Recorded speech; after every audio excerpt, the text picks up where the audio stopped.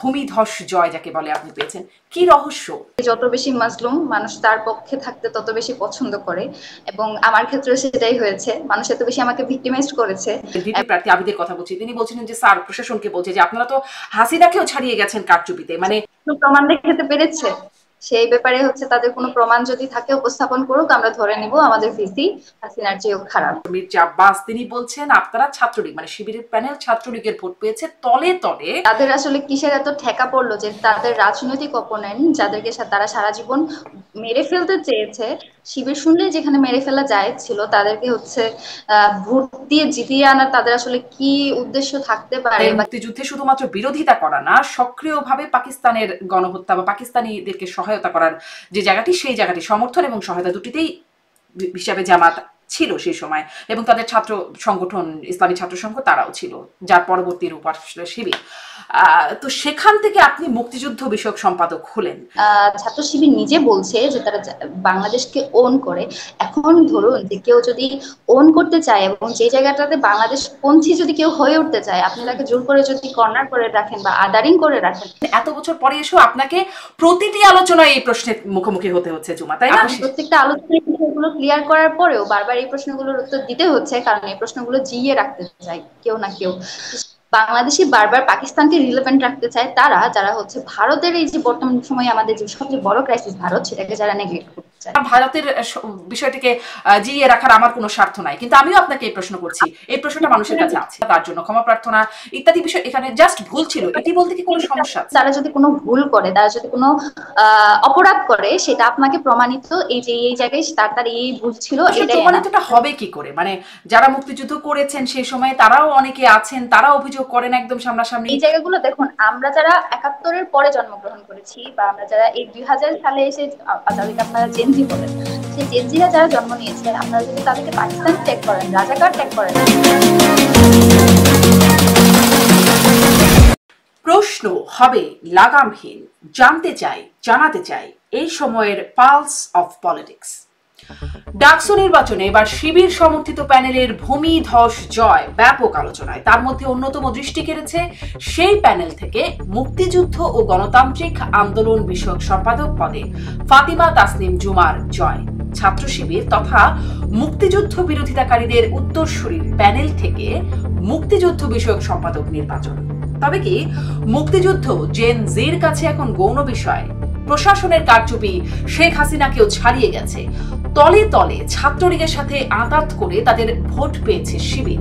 ছাত্রদল ও বিএনপির এমন অভিযোগের সত্যতা কতটা? কেমন হবে নবনির্বাচিতদের ভবিষ্যৎ কর্মকাণ্ড? এসব নিয়ে আলোচনায় স্বপ্নধরা নিবেদিত পালস অফ পলিটিক্সে আমার আজকের অতিথি ডাকসুর নবনির্বাচিত মুক্তিযুদ্ধ ও গণতান্ত্রিক আন্দোলন বিষয়ক সম্পাদক ফাতিমা তাসনিম জুমা। ফাতিমা তাসনিম জুমা, আপনাকে স্বাগত জানাচ্ছি পালস অফ পলিটিক্সে আমার আজকের আয়োজনে। আপনাকে অনেক অনেক অভিনন্দন এবং শুভেচ্ছা, আপনি জয়ী হয়েছেন ডাকসুর। সেই বিষয়টিতে আসি, আপনার কাছে আমি কি কি মানে বিষয়ে কথা বলবো, আপনার এই প্রক্রিয়ার মধ্যে আপনার ব্যক্তিগত অভিজ্ঞতা, আপনার ভবিষ্যৎ পরিকল্পনা এবং কিছু কিছু বিষয়ে আপনার মতামত আজকের অনুষ্ঠানে আপনার কাছে জানতে চাইবো। শুরুতেই একটু মানে নির্বাচিত তো হয়েছেন বটে, কিন্তু শুধু নির্বাচিত বললে হয়তো ভুল হবে, কারণ আমি যে পার্থক্যটা দেখছিলাম আপনাদের ভোটের, নিকটতম প্রতিদ্বন্দ্বী মনে হয় ২,৪৭০টি ভোট পেয়েছে, আপনি ১০,৬৩১টি ভোট যদি ভুল না বলি, বিশাল ব্যবধান বা ভূমিধস জয় যাকে বলে আপনি পেয়েছেন। কি রহস্য? রহস্য আমার পরিশ্রম, রহস্য আমার ডেডিকেশন। এই পুরো সময়ের মধ্যে দিয়ে আমি যত ধরনের সাইবার বুলিং থেকে শুরু করে যত ধরনের মানসিক অত্যাচারের মধ্য দিয়ে গিয়েছি, এটাই আমি মনে করি আমার বিজয়ের সবচেয়ে বড় ফ্যাক্টর, এবং অবশ্যই আমার ভোটারদের আমার প্রতি আস্থাটা আমি অর্জন করতে পেরেছি। দেখুন, বাংলাদেশের সামগ্রিক মানুষের চিন্তা চেতনা যে যত বেশি মাজলুম মানুষ তার পক্ষে থাকতে তত বেশি পছন্দ করে, এবং আমার ক্ষেত্রে সেটাই হয়েছে। মানুষ এত বেশি আমাকে ভিক্টিমাইজ করেছে, এবং আমি তার তাদের মানে কি আস্থা বুলিং এর বেনিফিট আপনি পেয়েছেন? বেনিফিট বলবো না, এটা প্রতিদান বলতে পারেন। প্রতিদান।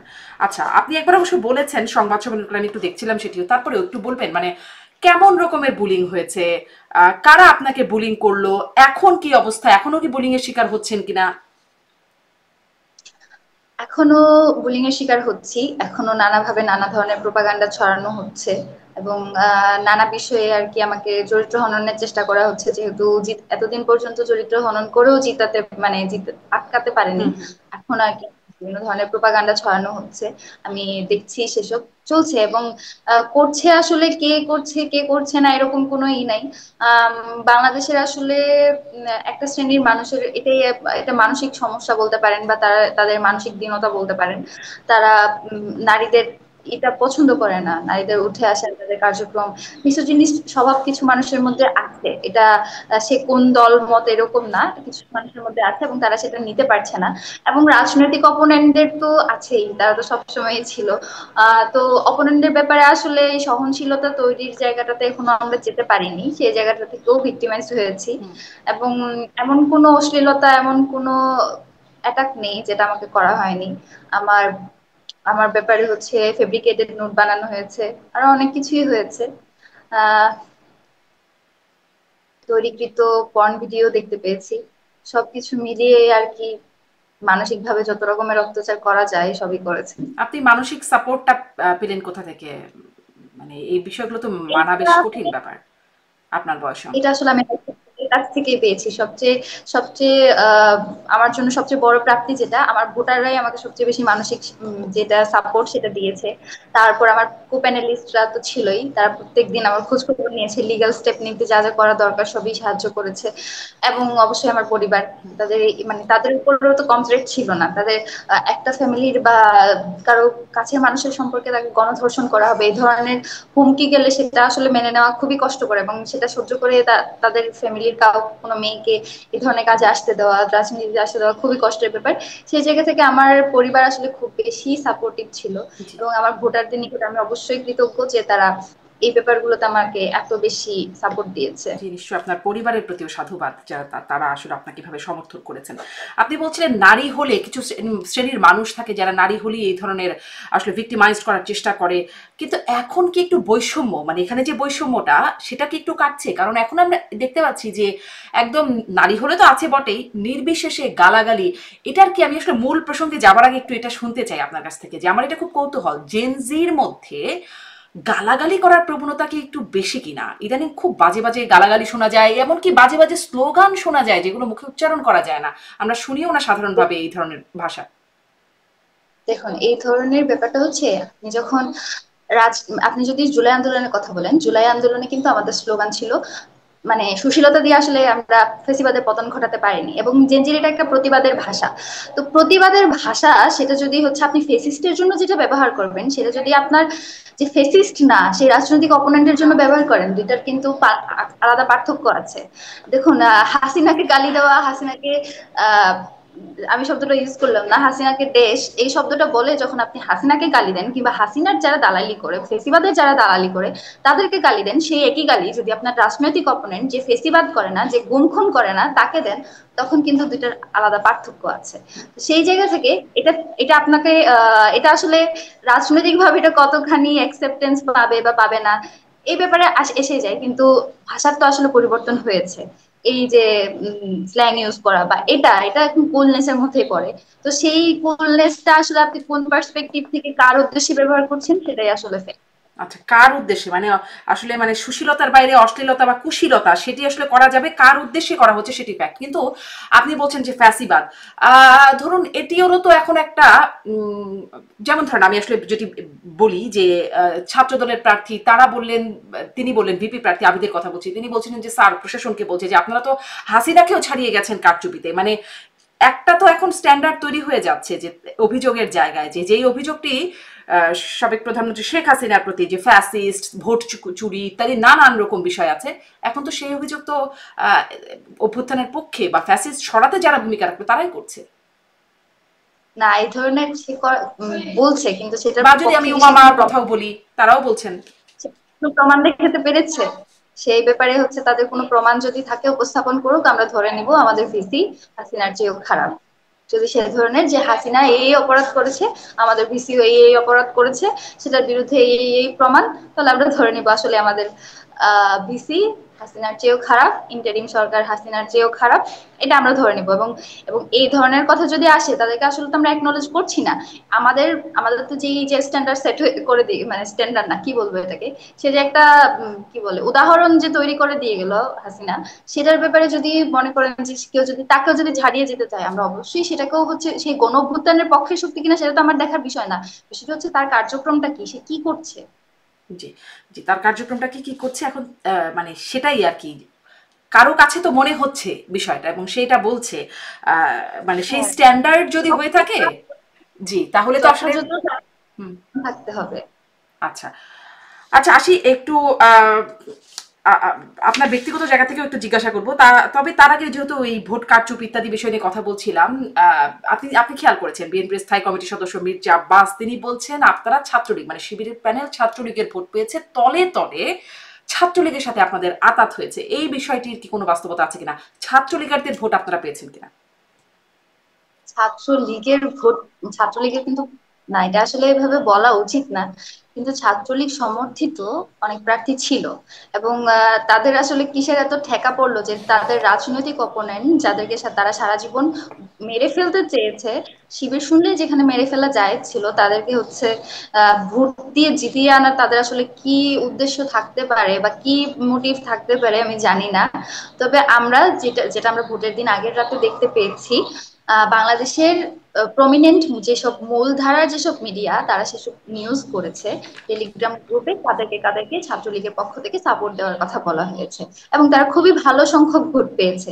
এই ভোটের দিকে যদি তাকান, আমি এটা বলতে চাই না যে তারা আসলে ছাত্রলীগের ভোটগুলি পেয়েছে বা তারা ছাত্রলীগের প্রার্থী, তবে আমার হয়তো আমি এটা বলা উচিত না, কারণ এটা শুধুমাত্র তারা বলেছে বা তাদের কোনো এ ব্যাপারে আসলে এরকম কোনো বিস্তারিত এখন পর্যন্ত কনক্লুশনে আসেনি, তাই সেভাবে বলবো না। তবে এটা সত্য যে তারা বিশাল সংখ্যক ভোট পেয়েছে। তো এই যে যাদের ব্যাপারে ছাত্রলীগের মনে হয়েছে তাদের পক্ষে ভয়েস রেজ করে বা তাদের তাদের জন্য কম থ্রেট, তাদেরকে ছেড়ে কেন তাদের জন্য সারা জীবন থ্রেট হয়ে থাকা একটা সংগঠনকে ভোট দিয়ে যেতে হবে আমি জানি না। তার মানে কি বিষয়টা এই ছাত্রলীগের এখনো বিশাল সংখ্যক ভোট আছে? এটা তো স্বাভাবিক, ছাত্রলীগ তো গত 16 বছর ধরে হচ্ছে এটা রাজনৈতিক মতাদর্শ বলতে গেলে বাংলাদেশের আহ যে বলেন কি বলে এটাকে, মানে মোটামুটি প্রভাবশালী দলই তো ছিল, প্রভাবশালী দল ছিল বলে তো 16 বছর বেশিরভাগ কায়েম করতে পেরেছে।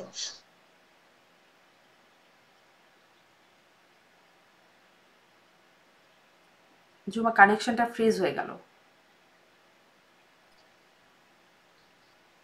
হ্যাঁ, শুনতে এখন পাচ্ছেন? শুনতে পাচ্ছি, একটু ফ্রিজ হয়ে গিয়েছিল। আপনি আপনি কন্টিনিউ করেন প্লিজ। যেটা বলছিলাম যে যারা আসলে ছাত্র শিবিরকে পছন্দ করে না বা ছাত্র দলকে পছন্দ করে না, আবার বামধারার রাজনীতির সাথেও জড়িত না, তাদের মধ্যে হয়তো মনে হয়েছে যে এই জায়গায় ভোট দিলে হয়তো ভালো।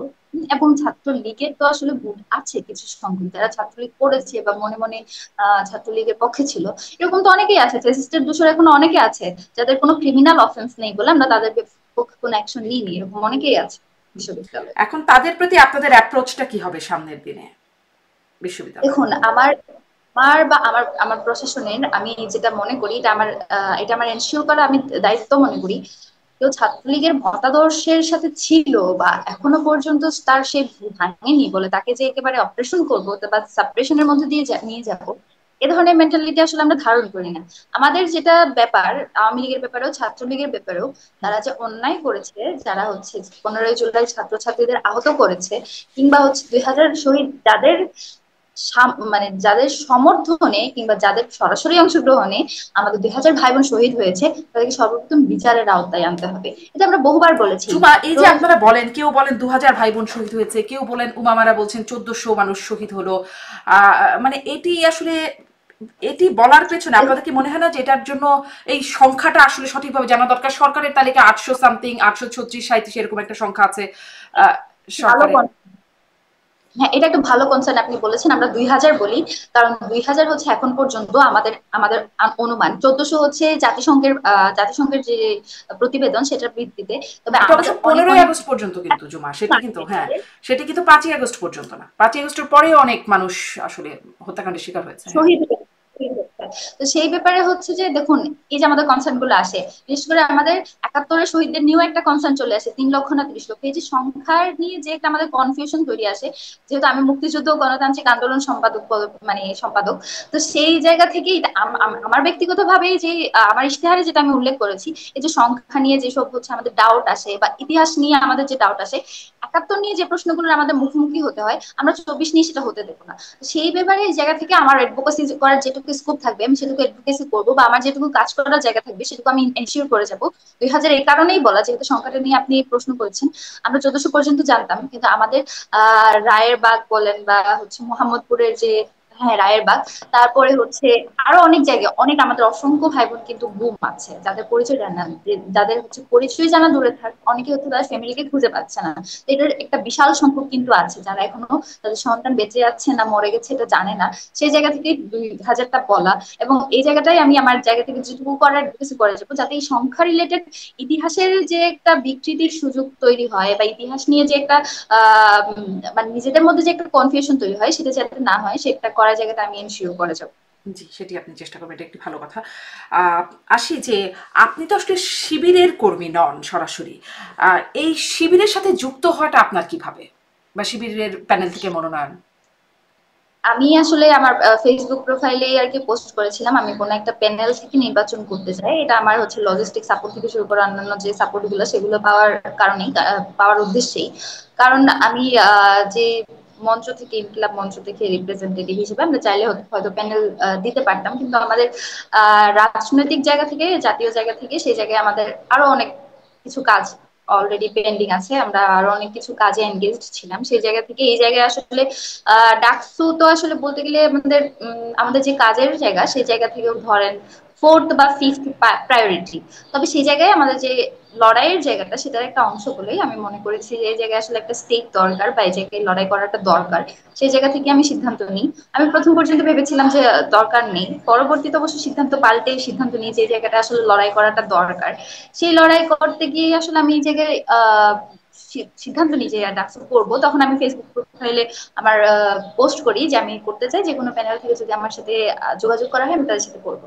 বাচ্চার থেকেও আমাকে যোগাযোগ করা হয়, তবে তারা আমাকে বলে যে তাদের মুক্তিযুদ্ধ গণতান্ত্রিক, আমি মুক্তিযুদ্ধ গণতান্ত্রিক আন্দোলন সম্পাদক করতে চেয়েছি, কারণ এটাই আমার রাজনীতির জায়গা, বা এই জায়গাতেই হচ্ছে আমার ইনপুট দেওয়ার যে জায়গাটা। তো বাচ্চার থেকে আর কি আমাকে বলা হয় যে যাদের সদস্য পদে করি তাদের অলরেডি সম্পাদকীয় পদগুলোতে হচ্ছে মানুষজন অ্যাসাইন করা আছে। তো সেই জায়গা থেকে পরবর্তীতে হচ্ছে অন্যান্য অনেক প্যানেলও করে, তারা অন্যান্য অনেক পদও করে। ধরুন যে আমি প্রমিনেন্ট একটা দল থেকে আমি হচ্ছে যদি মুক্তিযুদ্ধ করি, অন্য একটা যে কোনো দল থেকে আসলে আমার ওই পদটা করা সাজে না, আমার যেটুকু আর কি এটা আমার অহমিকা না, এটা আমার নিজস্ব মানে অ্যাসেসমেন্ট, নিজের প্রতি অ্যাসেসমেন্ট।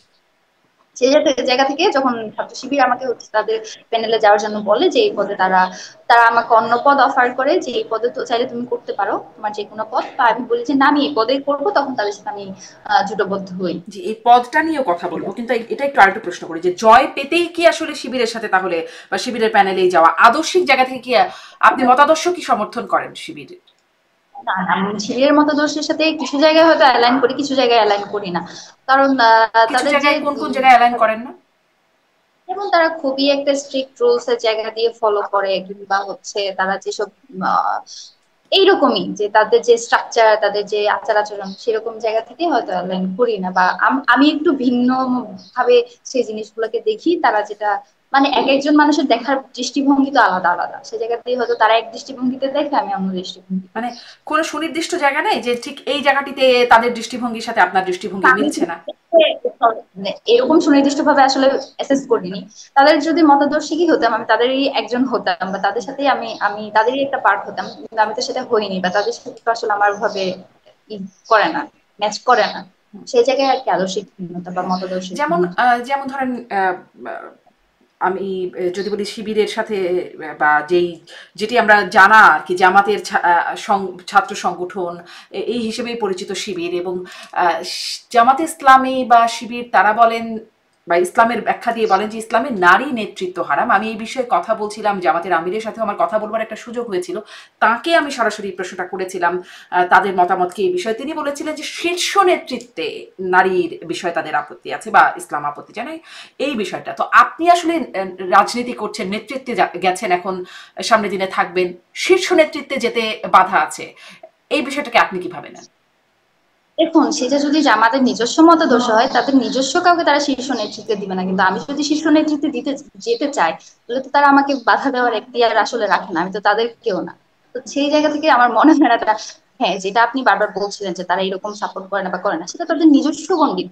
তো তারা অন্য কারোর উপর সাপোর্টিং করছে কিনা সেটা হচ্ছে ব্যাপার, সেটা আমার সাথে তারা করেনি। এবং যেহেতু আপনি যে আমাদের আমিরের কাছে এই প্রশ্নের উত্তর পেয়েছেন, তাহলে আমার মনে হয় না এই ব্যাপারে আমার আসলে বিস্তারিত বলা উচিত। যেরকমটা আমি বারবারই যে কথাটা বলেছি, তাদের যে মতাদর্শ সেই জায়গাটাকে আমি ওন করছি না, বা আমার যে মতাদর্শ সেটাকেও তারা ওন করছে না। বরং আমরা একজন আরেকজনের সাথে অ্যালায়েন্সে গিয়েছি, একজন আরেকজনের সাথে জোট করেছি, কারণ আমাদের একসাথে যাতে কাজ করতে কখনো অসুবিধা না হয়, বা এই জায়গায় আমরা একসাথে কাজ করলে একটা ভালো ইম্প্যাক্ট আসবে বলে মনে করছি। হুম, মানে এটি কি একটা কৌশল, এই শিবির সমর্থিত প্যানেলকে ঐক্যবদ্ধ শিক্ষার্থী জোট প্যানেল এই নামকরণটা করা, মানে সরাসরি শিবির না আসা, বা এটি কি কোনো কৌশলের অংশ? অবশ্যই কৌশল, রাজনীতি তো পুরোটাই কৌশল। আপনি হচ্ছে যেভাবে জনগণের কাছে যে কৌশলে আপনি পৌঁছাতে পারবেন, বা জনগণের আস্থা আপনি যেই কৌশলে অর্জন করবেন, সেটাই তো কৌশল। এবং সেই কৌশলের অপব্যবহার করছে কিনা সেটাই হচ্ছে ফ্যাক্ট। যতক্ষণ পর্যন্ত কেউ কৌশলের অপব্যবহার করছে না, বা তার যে স্ট্র্যাটেজি, তার যে হচ্ছে ধ্যান ধারণা, সেটা অন্য কারোর উপর চাপিয়ে দিচ্ছে কিনা, সেটা হচ্ছে ব্যাপার। এবং আচ্ছা, সেটা যতক্ষণ এবার একটু ওই পর্যন্ত যে করছে বলছিলাম না। পদ নিয়েও কথা বলবো। আপনি মুক্তিযুদ্ধ ও গণতান্ত্রিক আন্দোলন বিষয়ক সম্পাদক। আহ, মানে শিবির, জামাত, এদের এই দলটির সাথে মুক্তিযুদ্ধ এবং যেটি যে বিষয়ক সম্পাদক আপনি হলেন, সেই মুক্তিযুদ্ধের একটা নেতিবাচক টার্ন যুক্ত হয়ে যায়। তাদের মুক্তিযুদ্ধে শুধুমাত্র বিরোধিতা করা না, সক্রিয়ভাবে পাকিস্তানের গণহত্যা বা পাকিস্তানিদেরকে সহায়তা করার যে জায়গাটি, সেই জায়গাটি সমর্থন এবং সহায়তা দুটিতেই হিসাবে জামাত ছিল সেই সময়। এবং তাদের ছাত্র সংগঠন ইসলামী ছাত্র সংঘ তারাও ছিল, যার পরবর্তী রূপ আসলে শিবির। তো সেখান থেকে আপনি মুক্তিযুদ্ধ বিষয়ক সম্পাদক হলেন। আসলে কি আম, তাদের সেই কৃতকর্ম, সেই সময়ের কৃতকর্ম, সেটির কথা কি এই জেনারেশন খুব ভুলে গেছে, বা আপনারা কি ভুলিয়ে দিতে পেরেছেন বলে মনে হয়? দেখুন, আমি তো আসলে জামাতের সাথে জোটবদ্ধ হইনি, আমি ছাত্র শিবিরের সাথে হয়েছি। তো সেই জায়গা থেকে আমি কোনো নৈতিক কোনো ধরনের জায়গায় আমি ক্রাইসিস ফিল করিনি। এবং যে কথাটা বলছিলেন, ছাত্র শিবির নিজে বলছে যে তারা বাংলাদেশকে ওন করে। এখন ধরুন যে কেউ যদি ওন করতে চায়, এবং যে জায়গাটাতে বাংলাদেশ পন্থী যদি কেউ হয়ে উঠতে চায়, আপনি তাকে জোর করে যদি কর্নার করে রাখেন বা আদারিং করে রাখেন, তখন তো সেটা সমস্যা। কারণ বাংলাদেশে তো এই যে 54 বছর ধরে তারা যে বিভিন্ন সময় ভোট করলো, তারা যে সংসদে গেল, এই প্রশ্নগুলোর সমাধান করেই তো গিয়েছে। তো এত বছর পরে এসে আমাকে এই জিনিস নিয়ে ক্রাইসিসে কেন পড়তে হবে? বাংলাদেশের বর্তমানে সবচেয়ে বড় রাজনৈতিক দল বিএনপি তাদের সাথে ভোট করেছে, তাদেরকে পার্লামেন্টে একসাথে বসেছে, গাড়িতে রাষ্ট্রীয় ফ্ল্যাগ ছিল। তো এই প্রশ্নগুলোর তো আসলে সমাধান হয়ে গিয়েছে। তো না, এখন সমাধান তো তো আমার হয় নাই। আসলে দেখেন, এত বছর পরে এসেও আপনাকে প্রতিটি আলোচনায় এই প্রশ্নের মুখোমুখি হতে হচ্ছে জুমা, তাই না? প্রতিটি আলোচনায়। এবং ওটা জামাতের কারোর সাথে কথা বললেই, জি আপনার আমি শেষ। প্রত্যেকটা আলোচনায় বিষয়গুলো ক্লিয়ার করার পরেও বারবার এই প্রশ্নগুলোর উত্তর দিতে হচ্ছে, কারণ এই প্রশ্নগুলো জিইয়ে রাখতে চাই কেউ না কেউ। তো সেই জায়গা থেকে এই প্রশ্নগুলো আমি এনশিওর হয়েছি। যেমন ধরুন, আমি যখন ছাত্র শিবিরের সাথে জোটবদ্ধ হয়েছি, আমি তাদের কাছে প্রশ্ন করেছি, একাত্তর নিয়ে আপনাদের কোনো ক্রাইসিস আছে কিনা। এবং তারা বলেছে যে বাংলাদেশে যদি কেউ রাজনীতি করতে চায়, তাকে অবশ্যই একাত্তরকে অন করতে হবে, এবং যে একাত্তরকে অন করে আমি তার সাথে জোটবদ্ধ হতে আমার সমস্যা কোথায়? আর যদি ব্যাপারটা এরকম হতো, এত বছর ধরে যে তারা রাজনীতি করে আসলো, তাদেরকে তো নিষিদ্ধ করা হলো না, বা নিষিদ্ধ হলেও সেটা তো আবার উঠিয়ে নিতে হয়েছে। বা তারা তো একটা লিগ্যাল প্রসিডিওরের মধ্য দিয়ে এসেছে। লিগ্যাল প্রসিডিওরের মধ্য দিয়ে তারা তো নিষিদ্ধ নয় যে আমি তাদের সাথে জোটবদ্ধ করতে পারবো না। তো সেই জায়গা থেকে আমি এই জায়গায় কোনো ব্যারিয়ার ফিল করিনি, এবং আমার মনে হয়নি যে এটা কোনো ধরনের নৈতিক স্খলন বা কোনো ধরনের মানে আমার ক্রাইসিস আছে, এটা জি, আমার না মনে হয়নি। নিশ্চয়ই বাংলাদেশকে তো অন করতেই হবে। বাংলাদেশে জন্ম, বাংলাদেশে বেড়ে ওঠা, কিন্তু প্রশ্নটা হচ্ছে পুরনো প্রশ্ন এই কারণেই আসে, কারণ তাদের যে সে অতীতের যে অবস্থান, তার জন্য তারা কখনো ক্ষমা প্রার্থনা করে নাই, বা তাদের সেই অবস্থানের কারণে তারা কখনো ভুল স্বীকার করে নাই। আপনি কি মনে করেন যে তাদের ওই অবস্থান থেকে, মানে যদি তারা ভুলটা স্বীকার করে ফেলে, তাহলে কি তাদেরকে বারবার আবারও এই প্রশ্নের মুখোমুখি হতে হবে? আপনার কি মনে হয় যে ভুল স্বীকার করা উচিত?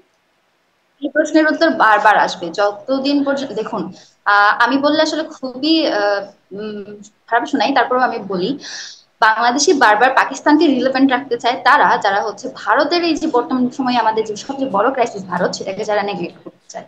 এটা না, আমি আসলে আপনাকে বাংলাদেশে প্রশ্ন করছি, আমার ভারতের বিষয়টিকে জিইয়ে রাখার আমার কোনো স্বার্থ নাই, কিন্তু আমিও আপনাকে এই প্রশ্ন করছি, এই প্রশ্নটা মানুষের কাছে আছে। করছেন, এই কারণে কনসার্নটা বারবার আসে, এই জন্যই আপনি এই প্রশ্নটা করছেন। হুম। এবং এটা কারা জিইয়ে রাখে? ভারতীয় আধিপত্যবাদ কিন্তু বাংলাদেশে এই মুহূর্তে সবচেয়ে বড় সমস্যা। এবং সেটাকে যারা অ্যাড্রেস করে, তাদের সাথে আসলে রাজনীতি করতে বা তাদের সাথে অ্যালায়েন্সে যেতে আমার কখনো কোনো ক্রাইসিস ছিল না। এবং এই যে প্রশ্নগুলো আপনি বারবার করছেন, যে এই প্রশ্নগুলো চলে আসে, তারা বারবার প্রশ্নের সম্মুখীন হবে কিনা, হবে কেন আমি বলি।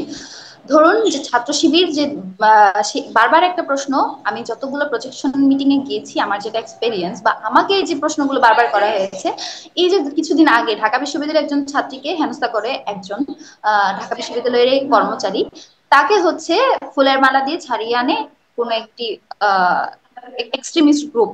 সেখানে হচ্ছে ঢাকা বিশ্ববিদ্যালয়ের সভাপতি, ছাত্র শিবিরের সভাপতি ফরহাদ, এস এম ফরহাদ, এবং হচ্ছে বাকশাসের যে কয়েকজন প্রমিনেন্ট নেতা, যেমন তাহমিদ আল মুদাসির, তারপরে হচ্ছে হাসিবুল ইসলাম, তারা প্রত্যেকেই গিয়েছিল। এবং ওসির তরফ থেকে প্রত্যেককেই হচ্ছে অ্যাপ্রোচ করা হয়েছিল, প্রত্যেকেই তার যার যার প্রতিনিধি পাঠিয়েছিল। সেই জায়গায় গেলে তারা হচ্ছে ব্যবস্থা করে দেয় যাতে ওই ছেলেকে ওখানে না রেখে, যে হ্যারাস করেছে তাকে যাতে লিগ্যাল প্রসিডিওর মধ্যে নিয়ে যাওয়া হয়।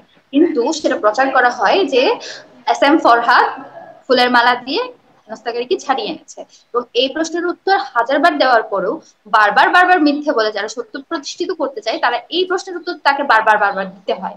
এবং এটা ছাত্র শিবিরের জন্য ক্রাইসিস যে তারা এটা বারবার বারবার প্রশ্নের মধ্যে দিয়ে যাবে। আমার জায়গা থেকে আমি মনে করি যে তাদের প্রশ্নের উত্তর তারা বারবার দিবে। আমাকে যে প্রশ্নটা করেছেন যে এই জায়গা থেকে আমি কনফ্লিকচুয়াল জায়গায় গেলাম কিনা, আমি কোনো কনফ্লিকচুয়াল জায়গা দেখতে পাইনি। না, কিন্তু কারণ আমার আপনার কি কাছে মনে তারা হয় যে তাদের আসলে তাদের পূর্বসূরি বা তারা যে আদর্শটাকে ফলো করে আসছে, তাদের সেখানে তাদের যারা পূর্বসূরি আছেন তাদের যে অবস্থান ছিল সেখানে তাদের ক্ষমা চাওয়া বা তাদের অবস্থানটা ভুল ছিল, এই বিষয়টিকে ধারণ করা উচিত বা বলা উচিত, এটি কি আপনার মনে হয়? এই জিনিসটা তো তারা ধারণ করেছে। এবং তারা তারা যদি সেই চিন্তা চেতনা, আপনি বলছেন যে যে এই বিষয়টা তারা হচ্ছে চিন্তা চেতনা লালন করে, সেই চিন্তা চেতনা লালন করলে তাদের আসলে ছাত্র সংঘ ভেঙে দেওয়ার আসলে কোনো যৌক্তিকতা ছিল না, বা ছাত্র শিবির হিসেবে আহ আত্মপ্রকাশ করার কোনো যৌক্তিকতা ছিল না। তো কিন্তু সেই এই জায়গায় কিন্তু কথাটা তারা বলতে কি সেটা, কোনো সমস্যা আছে যে তাদের আসলে মানে ওই সেই পূর্বতনদের দেখুন, তাদের তাদের যে ভূমিকা ছিল সেটি আসলে ভুল ছিল বা সেটি সঠিক ছিল না, তার জন্য ক্ষমা প্রার্থনা ইত্যাদি বিষয় এখানে জাস্ট ভুল ছিল, এটি বলতে কি কোনো সমস্যা আছে? তা কখনো এই কথাটি কেউ বলেন না জামাত বা শিবিরের। এই ব্যাপারটা তারা অ্যাপ্রোচ করেছে। আমি যতটুকু জানি গত জুলাই চব্বিশের আগস্টের 24 বা 25 সালের কোন একটা সময় এই ধরনের একটা আমি নিউজ দেখতে পেয়েছিলাম যে জামাতের আমিরে জামাত কোন একটা জায়গায় ক্ষমা প্রার্থনা করেছেন, এবং সেটাকে হাইলাইট করে প্রচার করা হয়নি। কারণ এই হাইলাইট না, করে প্রচার করলে একদম হয়তো সেটা আমিও বিভিন্ন জায়গায় দেখেছি, তিনি আমার অনুষ্ঠানেও বলেছেন যদি আমরা মানুষের মনে কষ্ট দিয়ে থাকি, যদি আমাদের কোনো অপরাধ থেকে থাকে, তাহলে আমরা নিঃশর্ত ক্ষমা চাইছি। কিন্তু সেই যদি তো মানে সাথে আছে, এখন যদি আমি কোনো ভুল করি আপনিও আমাকে মাফ করে দিয়েন, এটা তো একটা মানে হ্যাঁ, হ্যাঁ, হ্যাঁ, সেটাই এক্স্যাক্টলি। এখন যদি তারা যদি কোনো ভুল করে, তারা যদি কোনো অপরাধ করে, সেটা আপনাকে প্রমাণিত, এই যে এই জায়গায় তার তার এই ভুল ছিল, এটা এটা প্রমাণিত, তারপর তারা ক্ষমা চাইবে। সেই জায়গাটা এনশিওর করার দায়িত্ব আসলে আমাদের, বাংলাদেশের আপামর জনগণের। এবং সেটা এনশিওর করার জন্য আমি আমি সবার কাছে মানে আহ্বান জানাবো যে আপনারা এই ব্যাপারটাকে অ্যাড্রেস করেন, এই ব্যাপারে তাদেরকে প্রশ্নের সম্মুখীন করেন, তাদেরকে বিচারের আওতায় আনেন। অবশ্যই শাহবাগের মতো মব করে না, যে কারো বিচার না চেয়ে তাহলে ফাঁসি আসলে চেয়ে না। প্রমাণিতটা হবে কি করে? মানে যারা মুক্তিযুদ্ধ করেছেন সেই সময় তারাও অনেকে আছেন, তারা অভিযোগ করেন একদম সামনাসামনি। মানে এই বিষয়টা তো খুব এবং সেই সময়ের যে পত্রিকা, এখন না হয় ইতিহাস অনেক বিকৃত হয়ে গেছে, ধরেন সেই সময় দৈনিক সংগ্রাম, দৈনিক আজাদ, সেই পত্রিকাগুলোতে তাদের বক্তব্য, তাদেরই মুখপাত্র আর কি সেই পত্রিকাগুলোর, সেখানে সেই বক্তব্যগুলো এসেছে, তারা কি বলেছেন, কোন অবস্থানে ছিলেন, মানে আপাত প্রমাণটা কিভাবে করতে হবে? দেখুন, দুটা, একটা হচ্ছে তারা কোনো ওয়ার ক্রাইম করেছিল কিনা। আদর্শিক ভাবে যদি কেউ বিপক্ষ অবস্থান নেয়, সেটার একটা শাস্তি আছে। কেউ যদি ওয়ার ক্রাইম করে, কেউ যদি ওয়ার ক্রাইমে যদি কাউকে রেপ করে, কোনো ধরনের হচ্ছে কাউকে হত্যা করে, বা কোনো ধরনের অন্য যে ওয়ার ক্রাইম গুলো আছে সেগুলো সেটার হচ্ছে আলাদা একটা বিচার ব্যবস্থা আছে, সেটার আলাদা শাস্তি আছে।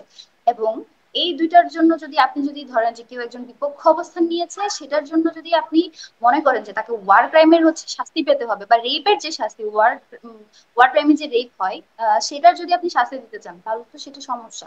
দেখুন এখন যে ব্যাপারটা সবচেয়ে বড় ব্যাপার, তারা হচ্ছে যেই যেই জায়গাগুলোতে তারা যদি তারা যে কথাটা বারবার বলেছে যে তাদের যদি কোনো ভুল থাকে, তাদের যদি কোনো ই থাকে, তো সবগুলো ডকুমেন্টস নিয়ে যে তারা শাহবাগে তো একবার বিচার হলো, সেই বিচারের তো আসলে ভ্যালিডিটি কেমন সেটাও তো আমরা দেখতে পেয়েছি। তো এই জায়গাগুলো দেখুন, আমরা যারা 71-এর পরে জন্মগ্রহণ করেছি, বা আমরা যারা এই 2000 সালে এসে, যাদেরকে আপনারা জেনজি বলেন, সেই জেনজিরা যারা জন্ম নিয়েছে, আপনারা যদি তাদেরকে পাকিস্তানি ট্যাগ করেন, রাজাকার ট্যাগ করেন, এটা তো প্রবলেমেটিক, তাই না? তো সেই জায়গা থেকে নিশ্চয়ই। তো মানুষ এটাকে আসলে বিশ্বাসযোগ্য জায়গায় যেতে পারছে না। যে ব্যাপারটা এখন হয়েছে, যেহেতু শাহবাগে একটা মানে বিচারের নামে প্রহসন হয়েছে, এই জায়গাগুলোতে মানুষের একটা মিসট্রাস্ট তৈরি হয়েছে। বা আমি আপনাকে যেটা বলছিলাম, আপনি যাকে যত বেশি মজলুম বানাবেন, সে তত বেশি রিলেভেন্ট হয়ে উঠবে। তাদের ক্ষেত্রেও সেটা এই হয়েছে অর্থে কি যে এখন আওয়ামী লীগ রিলেভেন্ট হয়ে উঠবে কিনা, এই প্রশ্নটা আমি কদিন আগেও করছিলাম। কারণ আওয়ামী লীগ এখন যে বিচারের মধ্য দিয়ে যাচ্ছে, সেখানে দেখা যাচ্ছে গণহারে মামলা হয়ে গেছে।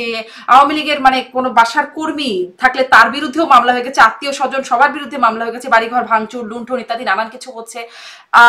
এবং সেই সাথে যে বিচার প্রক্রিয়ার মধ্যে যে যাদের বিচার হচ্ছে, তখন আমাদের চিফ প্রসিকিউটর তিনি বলছেন যে খুব দ্রুত করতে হচ্ছে, ত্রুটি মুক্তভাবে করা যাচ্ছে না, কারণ সরকার বদলালে পুরো টিম, পুরো বিচার ব্যবস্থা বদলে যাবে। তো মানে দ্রুত করতে গিয়ে যদি রাশ রাশ শব্দটা ব্যবহার করছেন তিনি, এটি করতে গিয়ে যদি বিচার ত্রুটিপূর্ণ হয়, একই কথা তো ভবিষ্যতেও আসবে, তাই না?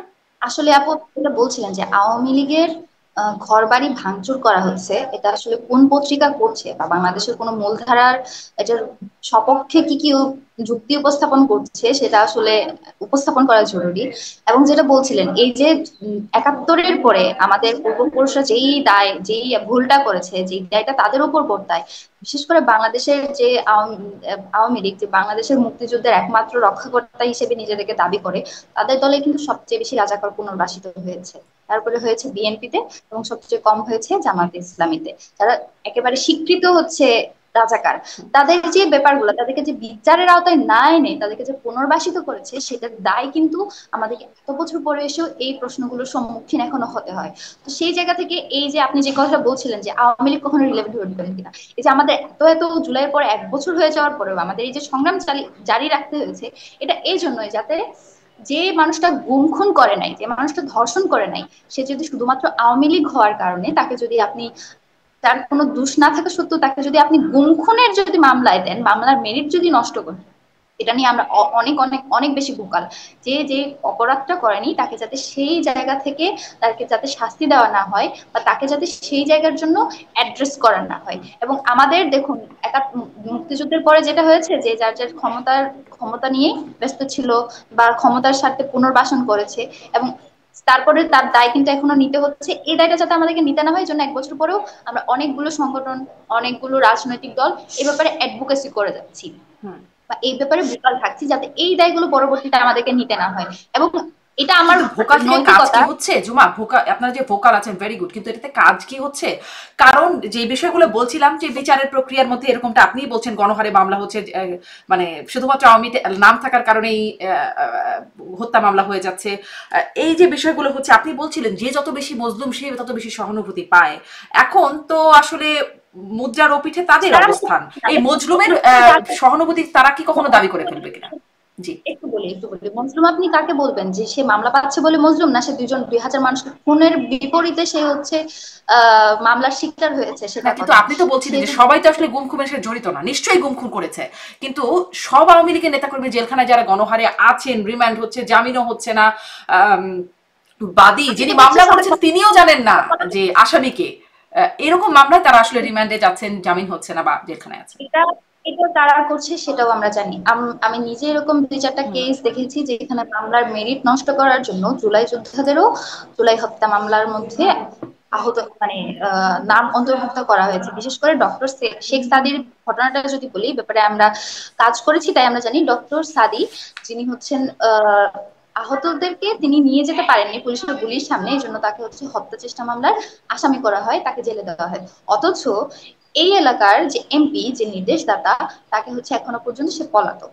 এখন দেখুন যে প্রচুর সংখ্যক নেতা কর্মী যারা হচ্ছে পলাতক, তাদের ব্যাপারে কোনো ইন্টারিমের কে তো আমরা এই ব্যাপারে বারবার অ্যাডভোকেসি করছি, ইন্টারিম তার ক্যাপাসিটি দিয়ে বলেন, অন্য যে কোনো জায়গা দিয়ে বলেন, তারা সেটা করতে পারছে না, সেটার জন্য আমরা আমাদের ভয়েস তোলা জারি রেখেছি, সে ব্যাপারে আমরা কথা বলছি।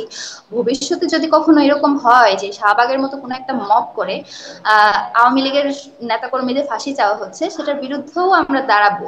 এবং সেই জায়গাটা আমরা এনশিওর করার জন্যই আমরা জুলাই করেছি। এটাই জুলাইয়ের হচ্ছে ফল বলতে পারেন, যে আওয়ামী লীগ যেভাবে হত্যা চালিয়েছে, দল হিসেবে তারা যেভাবে নির্দেশ দিয়েছে, সেই জায়গা থেকেও যে এখন পর্যন্ত আমরা রিকনসিলিয়েশনের কথা বলছি, ট্রুথ কমিশন গঠন করার কথা বলছি, এই কথাগুলো তো, এই সহানুভূতি, এই সহনশীলতা আওয়ামী লীগ কখনো দেখায়নি। সেটা তো হচ্ছে বড় ফ্যাক্টর। যেমন ধরুন যে এই যে আমাদের সেজন্যই তো মানে আমাদের আপনারা আওয়ামী লীগকে সরিয়ে এখন বর্তমান ব্যবস্থা আছে, মানে তার চেয়ে ভালো হবে বলেই তো এত পরিবর্তন। কিন্তু সেখানেই স্লোগান তো ওঠে, লীগ ধর জেলে ভর, এরকম মানে লীগ হলেই কেন জেলে ভরতে হবে, তাই? এক্স্যাক্টলি, লীগ ধর জেলে ভর। আর আওয়ামী লীগের আমলে স্লোগান হতো শিবির ধর জবাই কর। হ্যাঁ, হ্যাঁ, জবাই কর যখন জেলে ভর আসে, যখন আপনি বিচারের মাধ্যমে যেতে চান, জেলে নেওয়ার মাধ্যমে তার বিচার করতে চান, সেটার মধ্যে এবং কাউকে যদি আপনি জবাই করতে চান, সেই দুটোর মধ্যে অবশ্যই পার্থক্য আছে। নিশ্চয়ই, নিশ্চয়ই। বাংলাদেশে এক মুহূর্তে তো সবকিছু পরিবর্তন হয়ে যাবে না। সবচেয়ে বড় পরিবর্তন যেটা, মানুষের চিন্তা চেতনায় পরিবর্তন হয়েছে, কেউ কাউকে জবাই করতে চায় না, জেলে দিতে চায়। হুম। না, কেউ কাউকে কিন্তু জেলেই বা কেন দেবে? লীগ ধর জেলে ভর মানে লীগ হলে জেলে যাবে কেন? লীগের অপরাধ থাকতে হবে তো, তাই না? দলগতভাবে একটা দল যখন কোনো অপরাধ করে, তখন তো তাকে সেই এর মধ্যে দিয়ে এই জন্য দিয়ে যেতে দলের হবে। সব এটা সদস্যদের জেলে ভরার ব্যাপার আছে নাকি? দেখুন, আওয়ামী লীগ আমাদের ওই সময় অনেকেই আওয়ামী লীগ করেছে, ছাত্রলীগ তাদেরকে করতে হয়েছে। পরবর্তীতে তারা, যেমন অনেক অনেক অনেক ছাত্রলীগ যারা কিন্তু কোনো ধরনের 15ই জুলাইতে যারা কারো কোনো ক্রাইম করেনি, তারা এখন আমাদের সাথে ক্লাস করে, যাদের নাম ছাত্রলীগের পেডে ছিল। হুম। আমার পরিচিত বহু, আমার ক্লাসমেট থেকে শুরু করে ডিপার্টমেন্টে শত শত আমার পরিচিত আছে, যাদের নাম ডিপার্টমেন্টের ফ্যাকাল্টির হলে লিগের ইতে ছিল। কই, তাদেরকে তো জেল দিয়ে দিচ্ছে না। লিগ ধর কারে বলছে, সে কোন লিগকে ইন্ডিকেট করছে? যে লিগ গুম খুন হত্যা করেছে। হুম। এখানে লিগ ধরে একেবারে এই যে তারা তো এখন আর সেই লিগের পরিচয় দেয় না, তারা তো জুলাইয়ের পর তারা তো এই পরিচয়কে অস্বীকার করেছে। সেই জায়গা থেকে তো আপনাকে বুঝতে হবে, এখনো যারা লিগের ওই জায়গাটাকে ওন করে। আমি যদি আমার কথা বলি, আমার যে ফেব্রিকেটেড নোটের কথা বানিয়েছে, লিগ বানিয়েছে। আমি আপনি আপনার বিশেষ হলে আমি আপনার ইনবক্সে কয়েকটা পেজের লিংক দিব, সেখানে তারা নারীদের নিয়ে কি ধরনের নোংরামি করে সেটা আপনি দেখতে পাবেন, যে আমাকে নিয়ে কত কত কত নোংরা নোংরা কথা তারা লিখে, অন্যান্য মেয়েদের নিয়ে লিখে, আপনারা দেখতে পাবেন। এই লিগের প্রতি তো আসলে আমাদের কোনো সহানুভূতি নেই, আমাদের সহানুভূতি আছে সেই লিগের কাছে যে কোনো বন্ধু হত্যা না করার পরেও কোনো শুধু তো লিগ রাজনৈতিক না, আপনি অপোনেন্টকে বলছিলেন আপনার একটা সংবাদ সম্মেলনে সম্ভবত বলছিলেন, হ্যাঁ, যে যে আপনি যে 16 বছর ধরে যেই ভাইদের সাথে কাজ করেছেন সেই ভাইরাই এখন মানে এরকম আচরণ করছে। তো শুধুমাত্র তো লিগই না, তাই না? মানে আরো তো অনেকেই আছে যারা আপনাদেরকে বুলিং করছে বা তাদের তাদের তাদেরটাকে তো হচ্ছে আমরা অস্বীকার মানে তাদেরটা তো অস্বীকার করছি না, এটাই তো আমাদের কষ্টের জায়গা আছে। কেউ কেন আবার লিগ হয়ে উঠতে চাইবে, লিগের মতাদর্শ বা লিগের যে লিগেসি, সেটা কেন অন্য কেউ ধারণ করতে চাইবে? আমরা তো আরেকবার এরকম জুলাই দেখতে চাই না, বা আমরা তো আরেকবার এরকম যে লিগ যে কাজগুলো করে গিয়েছে সেটা তো আর কারোর মধ্যে আমরা সেই প্রতিফলন দেখতে চাই না। তারা এরকম হয়ে উঠছে, এটা আমাদের জন্য কনসার্নিং, এই জন্য এটা তাদের তাদের উপর আমরা প্রতিবাদ জানিয়ে রেখেছি। জুমা, তার মানে এক- এই নয় যে হ্যাঁ, দায় মুক্তি হয়ে। আচ্ছা, একটু শুনি যে আহ, আপনাদের মানে শিবির প্যানেলের এরকম বিশাল জয়ের পরে পাকিস্তান জামাতের পক্ষ থেকে সাধুবাদ জানানো, অভিনন্দন জানানো হয়েছে। পাকিস্তান জামাতের আমির তিনি অভিনন্দন জানিয়ে পরে অবশ্য পোস্টটি সরিয়েও ফেলেছেন। এই বিষয়টিকে আপনারা আসলে কিভাবে দেখেন? মানে এতদিন তো অনেক ডাকসু হলো, অনেক অনেক প্রার্থী জয়ী হলো, অনেক প্যানেল জয়ী হলো, কিন্তু এবার যখন শিবির জয়ী হলো তখন আহ, পাকিস্তান জামাতের পক্ষ থেকে আসলে বিষয়টা আপনি কিভাবে দেখেন? দেখুন, যে দলগুলোর হচ্ছে বিভিন্ন জায়গায় শাখা আছে, বা বিভিন্ন জায়গায় তাদের হচ্ছে বা বিভিন্ন ধরনের হচ্ছে অর্গানাইজেশনের সাথে যোগাযোগ আছে, তারা সেটা জানাতেই পারে। এখন যদি মনে করেন বিএনপিও তো জানিয়েছে, সেটা তো আর অ্যাড্রেস হয় না, পাকিস্তান জামাত জানিয়েছে। আরো সবচেয়ে বড় কথা, মালয়েশিয়ার বেশ কয়েকটা প্রমিনেন্ট সংগঠন আমাদেরকে হচ্ছে অভিনন্দন জানিয়েছে। অভিনন্দন যে কেউ জানাতে পারে, হুম, এবং সেখানে যেহেতু তাদের নামের মিল আছে, বা তাদের এক সময় হচ্ছে এক ছিল, বা হুম, পাকিস্তান জামাত এখন বাংলাদেশ জামাত হয়েছে, সে জায়গা থেকে তারা জানিয়েছে। এটা আসলে কোনো বড় সমস্যা নাই। বাংলাদেশের সামগ্রিক বাস্তবতা বলেন, রাজনৈতিক বাস্তবতা বলেন, বাংলাদেশের এখন সবচেয়ে বড় থ্রেট আসলে পাকিস্তান না। বাংলাদেশ আর কখনো পাকিস্তান হবে না। তো বাংলাদেশ সমূহ সম্ভাবনা আছে, বাংলাদেশের উপর ভারতীয় আধিপত্যবাদ চলবে, বাংলাদেশকে ভারতের অঙ্গরাজ্য বানানোর চেষ্টা আছে। এটাকে অ্যাড্রেস করেই আগানোটাকে আমরা এখন সবচেয়ে বেশি জরুরি মনে এই করি। চেষ্টাটা এখন কে করছে ভারতীয় অঙ্গরাজ্য বানানোর? ভারতীয়, আপনি গতকালকে দেখেছেন কিনা জানি না, ভারতীয় একজন নেতা যে হচ্ছে এ ব্যাপারে কনসার্ন জানিয়ে পোস্ট করেছে। তো বাংলাদেশের রাজনৈতিক ব্যাপারে আসলে কোনো ধরনের এরকম কনসার্ন জানানোর এখতিয়ার বাইরের কেউ কি রাখে কিনা আমি জানি না। এবং বাংলাদেশের ব্যাপারে তারা যে কনসার্ন জানিয়েছে বা বাংলাদেশের ব্যাপারে তারা যে নাক গলাচ্ছে, এটা সুস্পষ্ট প্রমাণিত। বাংলাদেশের রাজনীতি কি হবে আপনি ভারতীয় চ্যানেলগুলো দেখে বুঝবেন।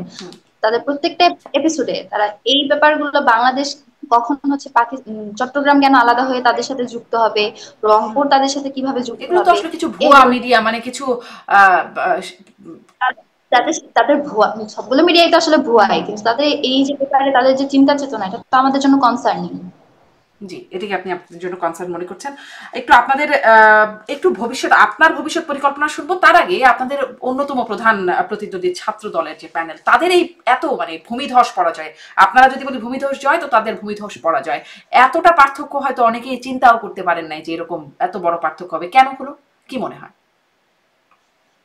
দেখুন, এটা আসলে ঢাকা বিশ্ববিদ্যালয়ের শিক্ষার্থীরাই বলতে পারবে এটা।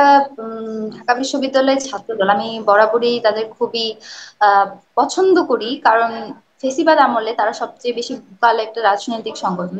কিন্তু কথা হচ্ছে, আপনি যখন মজলুম থেকে জালিম হয়ে উঠবেন, সেটা আসলে মানুষজন পছন্দ করে না। এবং তাদের এই যে রাজনীতি, আমি বলছি না যে ঢাকা বিশ্ববিদ্যালয়ের ছাত্রদল সবসময় আলাদা, কিন্তু তাদের যে রুট লেভেলের যে কর্মকাণ্ড, যেগুলো সবসময় আমাদের সামনে আসে, চাঁদাবাজি, গুম খুন, গুম হয়তো করেনি, খুন বা তার হচ্ছে ধর্ষণ, এই ব্যাপারগুলো যখন সামনে আসে, এগুলো মানুষের সাথে খুব নেগেটিভ প্রভাব ফেলে। এবং ঢাকা বিশ্ববিদ্যালয়ে আসলে বাংলাদেশের ভিতরে যদি বলেন আরেক টুকরো বাংলাদেশ, এখানে হচ্ছে ওই ধরনের একেবারে মানুষের ভোটের ওই যে একদম রুট লেভেলের যে ভোট, সেটা এখানে হয় না। এখানে মানুষ চিন্তা ভাবনা করেই ভোট দেয়। তো যেটা হয়েছে যে তাদের কর্মকাণ্ড, বিশেষ করে যদি ছাত্র শিবিরের কথা বলেন, ছাত্র শিবির কিন্তু গত 1 বছরে প্রচুর সেবামূলক কাজ করেছে। তো সেই জায়গা থেকে ছাত্র দলের হয়তো সেটা একটু কম ছিল, বা তাদের নিজস্ব হয়তো কোনো রাজনৈতিক ফেলিওর ছিল।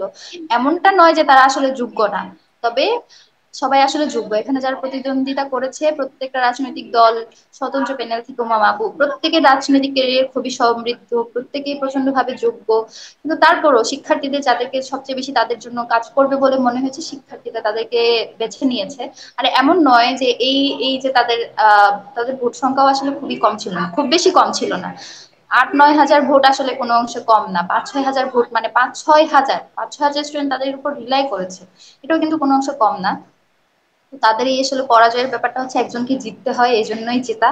এখানে আসলে অন্য কোনো নেই, বা মানুষের সাইকিতে যে তারা প্রভাব কি পড়েছে। আপনাদের সাথে পরবর্তী তাদের যোগাযোগ, মানে আপনাদের জয়ের পর তাদের কাছ থেকে অভিনন্দন পাওয়া এমনটা হয়েছে, উমামা বা আবির তাদের কাছ থেকে? এখনো পর্যন্ত তো আসলে আমি প্রথম আপনার সাথে বোধহয় টক শো করছি বা আপনার সাথে প্রথম কথা বলছি। এখনো পর্যন্ত আসলে শরীরের যে ধকল গিয়েছে সেটাই আমরা কাটিয়ে উঠতে পারিনি। তবে আমরা সবাই সবার সাথে যোগাযোগ করব, আমরা একসাথে যেভাবে জুলাইতে আমরা একসাথে ছিলাম, সেভাবে আমরা আবার কাজ করব। যখনই যখনই এই ধরনের ফেসিবাদের প্রশ্ন আসবে, আমরা আবার এক হবো। এবং এই এক হওয়ায় যে আবিদ ভাই যেটা বলেছিলেন যে জুলাইয়ের পর আমরা সবাই জিতে গেছি, এখন এই হার জিতটা আসলে নির্বাচিত হয়ে শিক্ষার্থীদের কাজ করার স্বার্থে। এবং এই জায়গায় আমরা যোগাযোগ করব, সবাই সবার সাথে কথা বলবো, কাজ করব আমরা। আপনারা অবশ্যই ভবিষ্যতে আমাদের রাজনৈতিক যে বৈরিতা বা রাজনৈতিক যে প্রতিদ্বন্দ্বিতা সেটা দেখবেন, তবে একজন আরেকজনের সাথে যে শত্রু সুলভ আচরণ সেটা হয়তো দেখবেন। জি, জুমা, আপনার ভবিষ্যৎ পরিকল্পনা শুনতে চাই। আমার ভবিষ্যৎ পরিকল্পনা, আমি ইশতেহারে আমি আমি 9টা ইশতেহার দিয়েছিলাম। 9টা ইশতেহার আমার অনেকগুলো ছিল, যেমন আহ একটা হলের নামকরণ করার, বিশ্বস্ত নামকরণ করার ইশতেহার ছিল। তারপর জনতার যে বিজয়, যেটা আপনাকে বলছিলাম যে আওয়ামী লীগ যেভাবে মুক্তিযুদ্ধকে ব্যক্তিগত করেছে, শুধুমাত্র মুক্তিযুদ্ধ আওয়ামী লীগ করেছে বয়ানে যেভাবে আমাদেরকে সারা বছর সারা জীবন শেখানো হয়েছে, সেই ধারাটা ভাঙতে হবে। ভারতীয় আধিপত্যবাদ মুক্ত করতে হবে আমাদের মুক্তিযুদ্ধের ইতিহাসকে। মুক্তিযুদ্ধ ছিল সাধারণ জনগণের, একটা বাংলাদেশের আরেকটু প্রশ্ন একটু প্রত্যেকটা। যোগ করে দেই জুমা, যে মানে ইতিহাসকে আমাদের, আপনি বলছেন যে সঠিক ইতিহাসের কথা, কিন্তু আমরা দেখলাম কদিন আগে যেমন টিএসসি তে 36শে জুলাইয়ের আয়োজনে ছাত্র শিবির যে দণ্ডিত যুদ্ধাপরাধীদের ছবি সেখানে রাখে এবং তারপরে বিক্ষোভের মুখে বা ক্ষোভের মুখে সেগুলো আবার সরিয়েও নেয়। আমরা তার কদিন আগেই ডিসেম্বরের 24শে ডিসেম্বরের সংখ্যায় ছাত্র শিবিরের যে প্রকাশনা ছাত্র সংবাদ, সেখানে একটা লেখা এসেছিল, সেটি নিয়ে অনেক সমালোচনা হয়েছিল। পরে সেটি নিয়ে অবশ্য ছাত্র শিবির বলেছে যে তারা সেটিও প্রত্যাখ্যান করেছে যে অনেক মুসলিম বুঝে না বুঝে মুক্তিযুদ্ধে জড়িয়ে পড়েছিল, এটা তাদের অদূরদর্শিতা ছিল, এরকম একটা বক্তব্য সেইটার মধ্যে ছিল। আস্তে আস্তে বা কিছু কিছু করে বলে আসলে মুক্তিযুদ্ধ ভুল ছিল, যুদ্ধাপরাধ হয়নি, এই বিষয়গুলোকে স্ট্যাবলিশ করার একটা প্রচেষ্টা কি দেখতে পাই আমরা এর মধ্য দিয়ে? আমি আমার মত আমি তো মুক্তিযুদ্ধ সম্পাদক, আমার মতাদর্শ কি এবং বাংলা যারা 10,000 ছাত্রছাত্রী যারা আমাকে ভোট দিয়ে বিজয়ী করেছে, তারা এই ব্যাপারে ওয়াকিবহাল যে আমি কি করতে পারি বা আমি কি করব। এমন তো নয় যে ঢাকা বিশ্ববিদ্যালয় আসলে মাদ্রাসা হয়ে গিয়েছে বা ঢাকা বিশ্ববিদ্যালয় পাকিস্তান হয়ে গেছে, ব্যাপারটা তো এরকম নয়। 10,000 স্টুডেন্ট তো আমার উপর ভরসা রাখতে পেরেছে, এই জন্যই আমি মুক্তিযুদ্ধকে ধারণ করবো, আমি ইতিহাসকে ধারণ করবো, সঠিক ইতিহাস আনতে পারবো। আপনি কি মনে এবং করেন যে তাদের সেই অবস্থানটা ঠিক ছিল, পরে যদিও সরিয়ে নেওয়া হয়েছে, কিন্তু যে মানে সেটি রাখার যে বিষয়টা? বলেন ছবিগুলা কিন্তু তাদেরকে কোন সেলিব্রিটি হিসেবে সেলিব্রেট করা হয় নাই, তাদেরকে বিচারিক যে হত্যাকাণ্ড হয়েছে সেটা হিসেবে সেলিব্রেট করা হয়েছে। এবং তার বিপরীতে যেটা করা হয়েছে সেটাই বরঞ্চ মব। যখন আপনি কোনো কিছুকে প্রতিহত করতে চান বা যখন যখন কোনো কিছু আপনার আদর্শিক দ্বন্দ্ব হয়, আপনি সেখানে গিয়ে কি মব করতে পারেন বা করতে পারেন কিনা। তাদের যেটা দরকার ছিল তার প্রশাসনকে সেটার ব্যাপারে জানাতে পারতো, বা তারা যদি এই ব্যাপারে কোনো ন্যারেটিভ দাঁড় করাতে চায় সেটার বিপরীতে তারা আরেকটা অনুষ্ঠান করতে পারতো, যেটা তারা 2 দিন পরে করেছে। হাঙ্গর নদী গ্রেনেড যে সিনেমাটা সেটা তারা দেখিয়েছে, খুবই ভালো উদ্যোগ। কিন্তু সেটা আপনি প্রথম দিন কেন করেননি? আপনি যদি কারো নেগেটিভ ভাঙতে চান, সেই নেগেটিভ আপনার আপনি আরেকটা নেগেটিভ তৈরি করে বা সব ট্রুথ এস্টাবলিশমেন্ট করে তৈরি করবেন। আপনি সেখানে গিয়ে কারো উপর চড়াও হয়ে কাউকে বাধ্য করে সেটা করতে পারেন না। আপনি তাদের তাদের যেমনটা সেই হচ্ছে অবস্থানটা সমালোচনা করছেন, কিন্তু এই ছবিগুলো সেখানে মানে প্রজেক্ট করা বা রাখা প্রদর্শন সে ঠিক ছিল। আপনি ওটা অস্বীকার করতে সেখানে তো শুধুমাত্র হচ্ছে যে জামাত ইসলামের নেতা কর্মীদের ছিল না, সালাউদ্দিন কাদের ছবিও ছিল। এবং এবং এই জায়গায় হচ্ছে ব্যাপার যেটা তারা বিচারিক হত্যাকাণ্ডের শিকার হয়েছে। কেউ যদি কোনো ধরনের যদি অপরাধ করে তারও সঠিক বিচার পাওয়ার রাইট আছে। একেবারে যদি হাসিনার কথাও বলেন, হাসিনারও বিচার পাওয়ার অধিকার আছে। সবচেয়ে জঘন্য যে খুনি বাংলাদেশের ইতিহাসে, তারও কিন্তু বিচার পাওয়ার অধিকার আছে। সেই অধিকারটাকে তো আপনি একেবারে নিশ্চিহ্ন করে দিতে পারেন না। এবং তার সাথে যদি ইনজাস্টিস হয় সেটা তো আপনাকে অ্যাড্রেস করতে হবে যে এই অপরাধ হয়েছে। সেটা আপনি কেন বলবেন না? সেটা তো বলতে হবে। সেই জায়গাটাই তারা করেছে। এই জায়গাটা নিয়ে আমি অনেকবার অনেক জায়গায় কথা বলেছি। এবং এই ব্যাপারে ছাত্র শিবিরের কি মতামত সেটা তাদের কাছেই আপনি, আমার মনে হয় আপনি যেহেতু আমির জামাতের সাথে বসেছেন, আপনি তাদের কাছ থেকেও জানতে চাইবেন। আমার জায়গা থেকে যেটুকু এনশিওর করার, আমি মুক্তিযুদ্ধকে ধারণ করি কিনা, আমি মুক্তিযুদ্ধকে ধারণ করি। মুক্তিযুদ্ধ নিয়ে আমি কি কি কাজ করব বলেছি সেসব আমি করছি কিনা, এটা আপনারা ভবিষ্যতে দেখবেন। আমি মানে যে বিষয়টা যে এরকম, কাজগুলো করবো। আপনি কি মনে করেন যে তাদের আসলে বিচারিক হত্যাকাণ্ডের শিকার হয়েছে বলে তারা আসলে সেখানে সেই ছবিগুলো আছে, তাদের সাথে যুদ্ধাপরাধের কোনো সম্পৃক্ততা নাই? না, আমি তো এই কথাটা বলি নাই যে আমি আমার প্রশ্ন সাথে করছি। সম্পৃক্ততা নাই, হ্যাঁ। বলি নাই। ব্যাপারটা হচ্ছে তারা যদি সম্পৃক্ততা প্রমাণ করতে হয়, আপনি আবার সব ধরনের, শুধু 71 কেন, একেবারে বাংলাদেশের ইতিহাসের শুরুতেই যে অপরাধগুলো হয়েছে সেই অপরাধের জন্য আপনি ট্রাইব্যুনালে যান, বিচারের আওতায় যান, নতুন করে হচ্ছে বিচারের খাতা খুলেন, নতুন করে হচ্ছে বাংলাদেশের যারা মানে মুক্তিযুদ্ধ করেছে সবাই তো আর মারা যায় নাই, মারা গেলেও তাদের সেকেন্ড জেনারেশন আছে, তারা তো সেই ইতিহাসগুলো জানে। সেই ইতিহাসগুলো সামনে নিয়ে আসেন। শাহবাগের মতো মব করবেন না, কাউকে বিচারিক হত্যাকাণ্ডের শিকার করবেন না।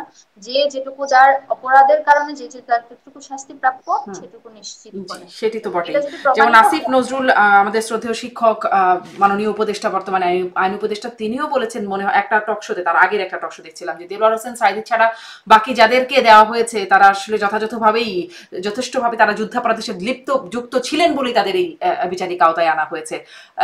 এই কথা কিন্তু এইটা তিনিও তার বলেছেন, বা আপনি বলছিলেন যারা স্টেটমেন্ট, বেঁচে আছেন তারা তো। জি। এটা তার স্টেটমেন্ট। এটা যদি হচ্ছে প্রমাণিত সত্য হিসেবে ডকুমেন্টেশন আকারে আদালতের মাধ্যমে যদি আসে, এবং সেটা যদি কোনো ভাবে মানে ইন্টারপ্রিট করা না হয়, এই ধরনের কোনো যদি আমরা এভিডেন্স পাই, যেমন হাসিনা আমলে আমরা যেটা যেটা দেখেছি যে মামলার রায়কে কিভাবে ইন্টারপ্রিট করা হয়েছে, কিভাবে হচ্ছে স্ক্যাপ কেলেঙ্কারির কথা জানি আমরা, হচ্ছে শুভরঞ্জন বালিকে ইন্ডিয়ায় গুম করার কথা জানি। এই ব্যাপারগুলো আমাদের মনে কনফিউশন তৈরি করে। তো এই ধরনের কনফিউশন আসলে আমরা রাখতে আমি চাই না। এটা আপনাকে নিশ্চয়তা দিয়ে বলতে পারি, শেখ হাসিনার বিচার হচ্ছে, এটা নিয়েও কনফিউশন তৈরি হবে। কনফিউশনটা তৈরি করা খুব সহজ একটা ব্যাপার, মানে এটা নিয়ে হবে কিন্তু জুমা, এটা নিয়েও কনফিউশন তৈরি করা যাবে। হচ্ছে একটা হচ্ছে আপনার ব্যাপার হচ্ছে বাংলাদেশের আপামর জনগণ সেটাকে অ্যাকসেপ্ট করছে কিনা, বাংলাদেশের কোন শ্রেণীর মানুষ সেটাকে অ্যাকসেপ্ট করছে এবং কোন শ্রেণী সেটাকে হচ্ছে ডিনাই করছে। বাংলাদেশের আপামর জনগণ যদি হাসিনার সাথে যে বিচার হচ্ছে সেটাকে যদি তারা মনে করে যে এটা আসলে আহ ভুল হচ্ছে বা এটা তার সাথে করা হচ্ছে, তাহলে সেটা আপনাকে মানতেই হবে যে নিশ্চয়ই এখানে মানুষের মনে কনফিউশন তৈরি হচ্ছে। বা আওয়ামী লীগের তো অবশ্যই কনফিউশন হবে, তারা তো আর হাসিনার ফাঁসি চায় না, চায় চায় না। তো সেভাবেই যদি বাংলাদেশের জনগণ যদি সেই বিচারকে প্রত্যাখ্যান করে, তাহলে সেটা কিন্তু বাংলাদেশের সরকারের উপর দায় বর্তায় যে তাদের কাছে যথাযোগ্য প্রমাণ উপস্থাপন করা, যেটা এটা হচ্ছে কোনো ধরনের এখানে ইন্টারপ্রিট করা হয় নাই, কারো প্রেসক্রিপশনে হয় নাই, সেটার দায় প্রশাসনের উপর বর্তায়, সরকারের উপর বর্তায় সেটা ক্লিয়ার করার। সেই ক্লিয়ারেন্সটাই আমরা কখনো পাইনি। এবং ভবিষ্যতেও আমি আমার জায়গাটা একেবারে এই জায়গায় ক্লিয়ার করি, এই প্রশ্নগুলো যেহেতু আমাকে বারবার বারবার উত্তর দিতে হয়, আমি যেহেতু বারবার বারবার উত্তর দিয়েছি, এই জায়গায় হচ্ছে আমি একেবারে ক্লিয়ার করে কথা বলি। বাংলাদেশ জামাতি ইসলামী যদি এই ধরনের কোনো ধরনের অপরাধের দায়ে দণ্ডিত হয়, সেটা যদি বাংলাদেশের জনগণ যদি মেনে নেয় এবং তারা যদি সেই ব্যাপারে যদি মনে করে যে এই দায়টা সত্যিকার অর্থেই হয়েছে, এটা মেনে নেওয়ার সকলেরই দায়িত্ব। এবং সেই ব্যাপারে আসার জন্যই আমরা বারবার বারবার সবার কাছে, আমি পার্সোনালি সবার কাছে এই জায়গাটাকেই বলার চেষ্টা করি যে আপনারা যেটাই করবেন সঠিক বিচারের মাধ্যমে আসেন। কোনো ইন্টারপ্রিট করার কোনো রায় নিয়ে কিংবা কোনো কিছু নিয়ে মানে এটা তো রায়ের কথা কখনো। বলছেন আপনারা, এমনকি আপনি জানেন নিশ্চয়ই যে জামায়াতের মধ্যেও কিন্তু এই বিষয়টা ছিল যে মুক্তিযুদ্ধে তাদের অবস্থানের জন্য ভুল স্বীকার করা বা ক্ষমা চাওয়া। ব্যারিস্টার আব্দুর রাজ্জাক যিনি আইনজীবী ছিলেন তিনি এটি বলেছেন বলে একটা চাপের মুখে পড়েছেন এবং পদত্যাগও করেছিলেন, জানেন নিশ্চয়ই, মানে তাদের মধ্যেও কিন্তু বিষয়টা ছিল। দেখুন, ব্যাপারটা হচ্ছে বাংলাদেশ জামায়াতে ইসলামী কি স্ট্যান্ড নেবে, কি করবে, এটা তাদের হচ্ছে ব্যক্তিগত ব্যাপার। আমি তাদের সাথে জোটবদ্ধ হওয়ার জন্য আমার যেটুকু ক্লিয়ারেন্স দরকার, তারা বাংলাদেশ পন্থী কিনা, তারা আমি যে যে ইশতেহার দিব সেগুলো করার ব্যাপারে আমার সাথে একসাথে কাজ করবে কিনা, আমি সেটুকু এসিউরেন্স নিয়েছি। পরবর্তীতে তাদের কোনো কার্যক্রম যদি আমার কখনো মনে হয় যে তারা আমার সাথে যে তাদের কমিটমেন্ট সেটাকে ব্রেক করছে, আমি সেটাকে অ্যাড্রেস করব। একদম স্পষ্ট, এর মানে বাইরে পরবর্তীতে কোনো কাজে আপনি মনে করলে আপনি সেটা অ্যাড্রেস করবেন, পূর্ববর্তী কাজ নিয়ে আপনার কোনো অসুবিধা নেই। পূর্ববর্তী কাজের ব্যাপারে তারা আমার কাছে ক্লিয়ারেন্স দিয়েছে, আমার যেটুকু ক্লিয়ারেন্স দরকার সেটুকু আমি পেয়েছি। তো আমি মনে করিনি যে এই ব্যাপারে আসলে আর যে প্রশ্নগুলো বারবার চলে আসে, যে প্রশ্নবিদ্ধ প্রশ্নগুলো চলে আসে, সেগুলো নিয়ে আসলে আমার কোনো ক্রাইসিস নেই। সেগুলো নিয়ে আপনার কোনো ক্রাইসিস নেই, আপনার অবস্থান মনে হয় আপনি স্পষ্ট করেছেন। অনেক ধন্যবাদ ফাতিমা তাসনিম জুমা, এবং শুভকামনা আপনি সামনের দিনে ভালো কাজ করেন সেই প্রত্যাশা আপনার কাছে রাখতে চাই। অনেক ধন্যবাদ যুক্ত হবার জন্য। ধন্যবাদ।